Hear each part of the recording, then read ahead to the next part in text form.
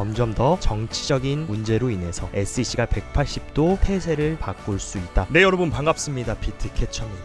지금 현재 크립토 시장을 사진 한 장으로 표현하자면 제롬 파월 연준 의장과 제닛 옐런 재무부 장관 그리고 SEC 위원장 게리 겐슬러, 이 미국의 높으신 분들 3명이서 아이 컨택하면서 합심해가지고 누구를 위해? 바로 민주당 바이든의 재선을 위해서 총력을 다하고 있습니다. 여러분들 아시겠지만 최근 어떤 소식이 있었습니까? 올해 11월 대망의 미국 대선을 앞두고 연준이 QT, 테이퍼링, 유동성 공급에 이어서 재무부까지 국채 바이백해서 완전히 엄청난 유동성을 시장에 유입시켜주겠다. 이 둘이 지금 세트로 바이든 재선을 위해서 경기 부양을 시키기 위해서 두 손 두 발 다 들고 돈 찍어낼 준비를 했는데 거기다 추가로 오늘 또 게리 겐슬러까지 굉장히 의심스러운 행동을 보였습니다. SEC가 수정된 19B-4 이더리움 현물 ETF를 승인받기 위해서 꼭 제출해야 되는 이 보고서를 급하게 수요일 오전 10시까지 반환하라고 갑자기 SEC가 지시를 내렸다. 근데 굉장히 재밌는 사실, 그 시기가 바로 파이널 데드라인이 있는 5월 23일 직전까지 수정을 해서 내라고 SEC가 다급하게 지시를 했다라는 겁니다. 왜 그랬을까? 이에 따라서 블룸버그 ETF 선임 애널리스트인 에릭 발추나스 같은 경우에 수요일날 승인을 받을 가능성이 매우 높아졌고, 심지어 발추나스는 원래 기존에 25%밖에 승인 확률이 안 될 거다라고 얘기했는데 이번 SEC의 갑자기 확 바뀐 스탠스를 보고 이더리움 현물 ETF 승인 확률을 75%까지 상승을 시켰습니다. 그러면서 얘기해준 게 뭡니까? 점점 더 정치적인 문제로 인해서 SEC가 180도 태세를 바꿀 수 있다. 이제 모두가 서두르고 있다. 안 그래도 지금 바이든의 민심은 트럼프에 비해서 좋지 않고 최근에 가상자산에 적대적이고 회의적인 스탠스를 보임에 따라 많은 유권자들이 등을 돌렸는데, 만약에 여기서 SEC가 바이든을 도와주면서 이더리움 현물 ETF를 깜짝 승인시켜준다, 이들의 마음을 180도 한 번에 돌릴 수 있는 트리거가 될 수 있습니다. 그리고 물론 이더리움 현물 ETF 승인 확률은 저는 개인적으로 너무 큰 기대를 하기보다 어차피 안 될 줄 알았는데 되면 좋고 안 되면 말자, 이런 마인드로 접근한다라고 하면 만약에 깜짝 승인이 난다라고 했을 때 충분히 우리가 조금 더 기쁠 수 있지 않을까. 그리고 여러분들이 아셔야 되는 거, 19B-4를 만약에 승인을 받는다라고 해도 S-1까지 승인이 같이 되어야 본격적으로 이더리움 현물 ETF가 승인이 되는 겁니다. 그래서 19B-4를 먼저 승인시키고 S-1 승인까지는 시간이 좀 걸릴 수 있는데, 일단 19B-4가 승인된다. 결국에 S-1 승인은 시간 문제가 될 것이라는 거. 결국에 가장 중요한 거, 19B-4를 이번에 SEC가 다시 재수정해서 제출하라고 했는데 그 의도가 승인을 시켜줄 의도라고 한다면 충분히 우리가 하반기에 비트코인뿐만 아니라 이더리움 및 알트코인 시장의 랠리까지 한번 기대해 볼 수 있지 않을까. 그리고 이더리움 현물 ETF가 승인되어야 마땅한 이유, 지금 실제로 이더리움 같은 경우는 마스터카드보다도 시총이 높다. 전체 자산 중에 시총 24위에 위치하고 있는 가상자산인 만큼 전혀 ETF로 나와도 절대 이상할 게 없다라는 거. 그리고 여러분들이 이더리움 현물 ETF 승인 안 되면 이더리움 폭락하고 꼬꾸라질 거다, 이런 식으로 보시는 분들이 있는데 전혀 잘못 짚으신 거다. 실제로 지금 이더리움 같은 경우는 좌측은 비트코인 차트 그리고 우측은 이더리움 차트인데, 이미 비트코인은 21년도 불장 당시 고점을 뚫고 신고점을 갱신했지만 아직도 이더리움은 지난 21년 불장 당시에 고점을 터치하지도 못했고 근처에 가지도 못했습니다. 그 얘기는 지금 상대적으로 큰형님인 비트코인에 비해서 둘째 형님은 아직도 지금 저평가 구간이라는 거. 결국에 이더리움 현물 ETF가 승인이 되나 안 되나 결국에 큰형님 키를 맞춰주러 가야 됐었다라는 거. 결국에 시간 문제였었다라는 걸 인지하셔야 됩니다. 그리고 이번 블룸버그 형제들의 발언으로 인해서 비트 대비 이더의 강세를 보여주는 이더 BTC 차트가 계속적으로 뚫지 못했던 이 강력한 하방 트렌드 라인을 완전히 엄청난 거래량을 동반해서 초대형 장대 양봉으로 돌파를 했다. 이게 시사하는 바가 뭐냐? 어쨌든 간에 이더리움 현물 ETF가 최종적으로 승인이 떨어진다라고 하면 투더 문에서 가겠지만, 만약에 승인을 받지 못한다라고 하더라도 제가 봤을 때 이 하방 트렌드 라인만 잘 리테스트 해준다라고 하면 이더리움은 이제 새로운 추세를 만들어 줄 수 있을 것이라고 보고 있습니다. 그리고 이번 상승에 따라서 10만 개에서 100만 개 이더를 보유하고 있는 고래들까지 다 같이 대동단결해서 시장에 뛰어들었고, 이더리움이 폭등할 거를 마치 미리 알았다는 듯이, 제가 개인적으로는 좋아하지 않지만 크립토 시장에서 가장 돈 냄새를 잘 맡는 바로 트론 창시자 저스틴 선은 어떤 행동을 보였습니까? 지난 3월 달부터 수상아리만치 이더리움을 엄청나게 매집했고, 실제로 저스틴 선이 보유하고 있는 이더리움은 이더리움 재단의 30만 개를 훨씬 능가하는, 2배를 능가하는 60만 개의 이더리움을 보유하고 있다. 그렇기 때문에 제가 지난달부터 이더리움 뭔가 있을 거니까 여러분들이 이더리움 안 간다라고 해서 포기하고 버리실 게 아니라 꼭 잡고 배 힘 딱 쥐고 가셔야 된다. 이더리움 절대 망할 수 없다라고 여러 번 강조를 드렸습니다. 그리고 벌써 이렇게 사고를 쳤고, 만약에 정말 이더리움 현물 ETF까지 19B-4 신청서까지 SEC 승인 땅땅땅 놔준다라고 하면 지금 비트 대비 저평가되어 있던 이더리움이 더 크게 폭발할 수 있는 트리거가 될 수 있다. 하지만 아직은 결과는 까봐야 알기 때문에 무조건 이더리움 현물 ETF 출시된다 단정 짓기보다는 조금 침착하게 시간을 가지고, 어차피 이틀밖에 남지 않았습니다. 최종적으로 승인되는지 안 되는지를 체크하고 여러분들이 대응하셔도 늦지 않으니까 너무 성급하게 대응하시기보다는 천천히 흐름을 지켜보는 게 좋을 것 같다. 그리고 이번 이더리움 현물 승인 기대감에 따라 미결제 약정이 역대급으로 증가하면서, 결국에 미결제 약정이 증가한다라는 건 뭡니까? 보시면 초록색은 미결제 약정의 추이, 그리고 노란색은 이더리움의 가격 흐름. 미결제 약정 흐름과 함께 가격도 동행해서 간다. 이더리움의 엄청난 미결제 약정이 들어왔다라는 거, 새로운 강세 흐름으로 이더리움도 들어갈 수 있는 어떤 그런 시발점이 됐다라고 저는 보고 있고, 여러분들이 아셔야 되는 거, 지난 2022년 9월 이후 이더리움이 작업증명 POW에서 지분증명 POS로 머지 업그레이드를 한 이후로 공급량이 더 이상 증가하고 있지 않습니다. 그 얘기는 뭐냐?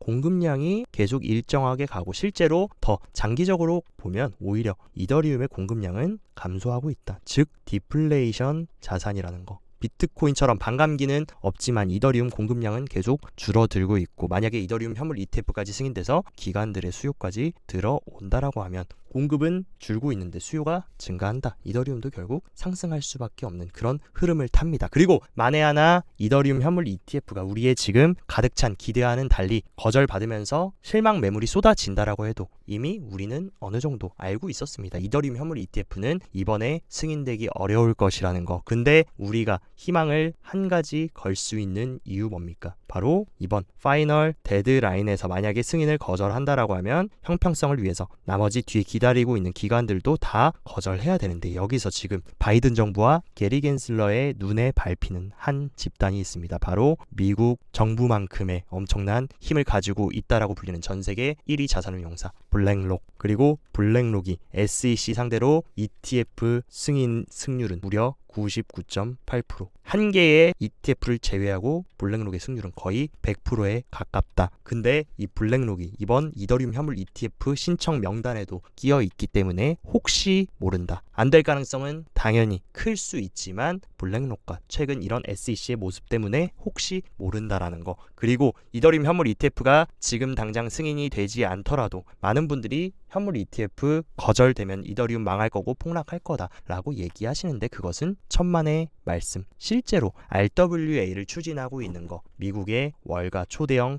기관들이 토크나 펀드, 블랙록의 비들 펀드와 프랭클린 템플턴의 토크나 펀드 또한, 그리고 그 외에 다수의 토크나 펀드들은 결국 메인 네트워크가 뭡니까? 결국에 이더리움이 필수적으로 필요하다. 그리고 월가의 원대한 계획은 뭡니까? 실물 자산을 전부 다 블록체인 기술을 통해서 디지털로 이동시키는, 여기에 필수적인 게 바로 이더리움이라는 거. 그렇기 때문에 현물 ETF가 이번에 되지 않는다라고 해도 이더리움이 망할 순 없고, 결국에 이더리움 현물 ETF 출시되는 것은 시간 문제다라는 것을 여러분들이 인지하셔야 됩니다. 그리고 이더리움이 살아난다, 알트의 큰형님이 살아나는 것과 같기 때문에 최근 완전히 싹 밀려 있었던 펀딩 레이트 같은 경우도 이런 식으로 알트들이 조금씩 불빛이 들어오고 있다. 그 얘기는 뭐냐? 알트들도 조금씩 살아나려는 시동을 걸고 있고, 실제로 지금 주간 알트 상승률을 보더라도 팬들, 유니스왑, 리도파이낸스, 에이브, 신세틱스 같이 이더리움과 연관이 굉장히 깊은 덱스나 리스테이킹 그리고 LSDFi 코인들 우리가 주목해야 된다는 거. 만약에 이더리움 현물 ETF 승인이 된다라고 하면 디파이와 LSDFi 섹터, 덱스 섹터가 엄청나게 강한 펌핑을 가져갈 수 있기 때문에 이 코인들도 우리가 당분간은 주목해서 봐야 됩니다. 그리고 현재 이더리움뿐만이 아니라 전반적인 크립토 시장이 긍정적으로 흘러가고 있는 이유, 전 미국의 플로리다 하원 의원조차 코인베이스 자문위원회에 합류했다. 미국의 핵심 정계 인사들까지 크립토 시장으로 뛰어들고 있고 블록체인 경쟁력을 위한 초당적 법안이 미국 하원을 통과했다. 지금 적극적으로 블록체인에 굉장히 열려있는 미국의 의원들이 굉장히 많다라는 사실. 그리고 본질적으로 시장이 상승하기 위해 가장 중요한 연료는 뭡니까? 바로 비트코인 현물 ETF 기관들의 유입량인데 6일 연속으로 엄청나게 비트코인 현물 ETF로의 유입이 들어오고 있고, 그리고 또 더 주목해서 봐야 되는 거, 그레이스케일은 무려 4일 연속으로 계속 유입량이 들어오고 있다. 비로소 지금 모든 현물 ETF 운용사들로 수요가 들어오고 있고, 미국뿐만이 아니라 홍콩 현물 ETF 유입량도 보면 이런 식으로 유입세가 미미하지만 들어오면서 미국과 홍콩의 기관들까지 이 크립토라는 혁신 자산, 돌연변이 자산에 적극적으로 뛰어들려는 모습을 보여주고 있습니다. 그리고 어제 현물 ETF로 유입된 매수된 비트코인의 개수는 3,500개다. 근데 지금 하루에 채굴되는 물량의 무려 8배 수치. 그러니까 공급량에 비해서 수요가 8배 가까이 많다. 그 얘기는 뭡니까? 경제학의 기초, 수요와 공급에 따라 공급은 한없이 부족한데 공급보다 8배 넘는 수요가 시장으로 뛰어들고 있다. 가격이 중장기적으로 상승하겠습니까? 폭락하겠습니까? 너무나도 기본적인 이치다. 그리고 돈 냄새를 잘 맡는 벤처 캐피탈들이 계속해서 크립토 시장에 적극적인 투자를 하고 있다라는 거. 그 얘기 뭡니까? 이번 사이클 불장이라는 것을 이미 얘네들은 너무나 잘 알고 있기 때문에 지금부터 미리미리 좋은 프로젝트들에 돈을 넣어서 돈 넣고 돈 먹기를 지금 하려고 한다라는 거. 그들의 입장에서 큰 마켓 메이커들이 어떻게 시장을 부양시키고 올리려는지를 캐치를 해야 됩니다. 그리고 브라질 중앙은행조차 올 연말까지 가상자산 규제 제한을 전망했다. 근데 이 규제가 못하게 막고 거절하고 거부한다라는 규제가 아니라 정식 제도권으로 수용하기 위해서 중앙은행 차원에서도 적극적으로 가이드라인을 만들고 있다라는 거. 이제는 국가적인 채택으로까지 이어지고 있는 것이고, 그리고 일본의 거래소 같은 경우는 엔화 기준 비트코인이 신고점을 갱신했다. 이미 지금 비트코인 다시 튀어 오르고 또다시 신고점 갱신하냐 마냐 이런 식으로 원화 차트나 달러 차트는 긴가민가 하고 있지만 이런 패턴, 일본은 벌써 엔화 차트는 신고점을 또다시 갱신했고, 지난 신고점 갱신 당시에도 이런 식으로 일본 외에 여러 다른 신흥 국가들이 신고점 갱신하고 나서 덩달아 머지않아서 원화부터 달러까지 신고점을 갱신했기 때문에 이번에도 비슷한 패턴으로 흘러갈 것이라고 보고 있습니다. 그리고 주기영 대표 같은 경우는 이더리움은 아직 한없이 저평가되어 있다라는 글을 올리면서 미실현 손익 비율을 보면 지난 2017년, 18년 사이클 그리고 21년 불장 때 미실현 손익이 이 정도 수치까지 굉장히 크게 올라온 데 반해서 지금은 뭡니까? 아직도 완전 바닥을 기고 있다. 그렇기 때문에 이더리움은 아직도 평가 구간에 들어오려면 엄청난 갭이 남아 있다라는 것을 시사했고, 그리고 또한 크립토 시장의 유동성이라고 볼 수 있는 스테이블 코인이 또 이번 반등에 엄청나게 많이 들어왔다. 그 얘기는 뭡니까? 시장에 지금 유동성과 돈들이 수혈되고 있고, 스테이블 코인은 뭘 살 때 필요합니까? 코인을 살 때 필요한 현금과 마찬가지다. 이런 식으로 현금이 들어왔다는 거. 과거에도 이런 식으로 엄청난 스테이블 코인이 들어오고 나서 큰 상승을 만들어줬던 만큼 시장에 또 유동성이 계속 유입되고 있고, 이 유동성을 연료 삼아서 비트코인은 지금 추세를 잘 살려서 다시 힘들고 지쳤던 4월과 5월 초 조정 눌림장을 지나서 새롭게 신고점을 갱신하러 갈 수 있는 흐름을 보여주고 있다. 그리고 굉장히 세력들이 잔인한 이유, 단기 홀더들, 그러니까 코린이들이나 신규 투자자들이 이번에 비트코인 신고점 갱신했다, 1억 갔다라고 했을 때 와 하고 들어왔는데 아니나 다를까 개미들 들어오자마자 비트코인 하락시키면서 개미들 완전히 다 털어줬습니다. 근데 이제서야 이제 개미들은 폭락장이다, 시즌 종료다 하니까 기다렸다라는 듯이 개미들 다 죽고 나서 비트코인 말아 올린다. 언제나 항상 같은 패턴입니다. 제가 늘 저희 캐쳐 커뮤니티와 구독자님, 가족분들한테 강조드리는 거, 이런 가짜 뉴스와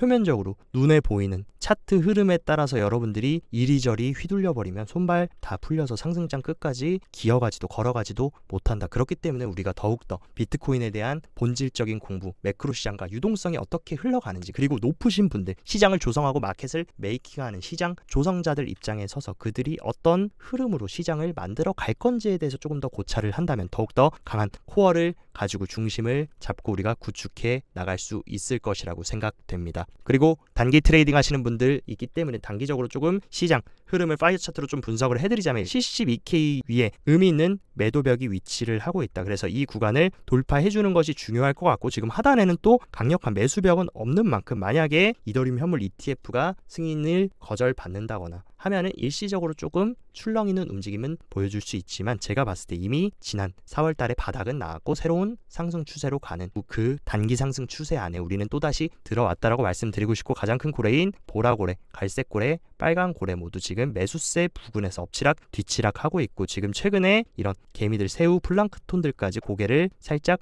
들어주고 있다. 일단은 가장 큰 고래 셋 다 매수세 부근에서 위치를 하고 있는 만큼 지금의 강세 흐름은 잘 이어줄 것 같고, 제가 강조드렸던 엔비디아의 실적 발표, 그리고 이더리움 현물 ETF 승인까지 만약에 깜짝 승인이 된다라고 하면 다시금 신고점을 갱신하면서 이번 주에 의미 있는 또 역사적인 한 주가 될 수 있기 때문에 이 부분은 잘 체크하셔서 현명하게 대응하셨으면 좋겠습니다. 네, 오늘 영상도 시청 진심으로 감사드리고, 영상 도움되셨다 하시면 좋아요, 구독 눌러주시고, 더 자세한 투자 전략 궁금하다 하시면 영상 하단 고정 댓글에 제가 운영하는 텔레그램 정보방 활짝 열어놨으니까 이쪽 입장하셔서 정보 잘 참고하시고 성공적인 투자 계속 이어나가시길 바랍니다. 오늘도 시청 진심으로 감사드리고 여기까지 비트캐쳐였습니다.